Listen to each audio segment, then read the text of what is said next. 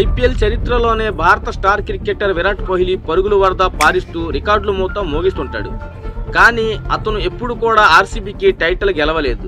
అలాగే భారత్ జట్టు తరపున కూడా పెద్ద టైటిల్స్ గెలవని అన్లక్కీ ప్లేయర్ గా కూడా ఉన్నారు. Most unlucky man in Indian cricket. Virat Kohli అంతర్జాతీయ క్రికెట్ లో అనేక రికార్డులు సాధించాడు. అద్భుతమైన ఇన్నింగ్స్లతో కోట్లాది మంది అభిమానులు కూడా సొంతం చేసుకున్నాడు. ప్రస్తుతం క్రికెట్ ప్రపంచ కప్ లోనే టాప్ ప్లేయర్ గా కొనసాగుతున్నాడు. కానీ ఇండియన్ ప్రీమియర్ లీగ్ అంటే ఐపీఎల్ చరిత్రలోనే విరాట్ కోహ్లీ అత్యంత దురదృష్టకరమైన ఆటగాడిగా చెబుతారు. ఎందుకంటే ఐపీఎల్లో విరాట్ కోహ్లీ 2008 నుంచి 2024 వరకు మొత్తం 17 సీజన్లు ఆడాడు. కానీ ఒక్కసారి కూడా ఛాంపియన్స్ గా నిలిచే అవకాశం అతడికి రాలేదు. అతని జట్టు అద్భుతమైన ప్రదర్శనలు చేసిన టైటిల్ను గెలవలేకపోయింది.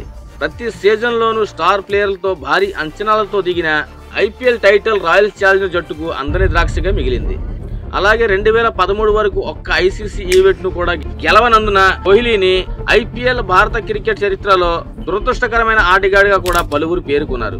అయితే 2024 టీ20 ప్రపంచ కప్ తో అతడి నుదుటిపై నుండి ఈ దురదృష్టకరమైన మరక తొలగిపోయింది.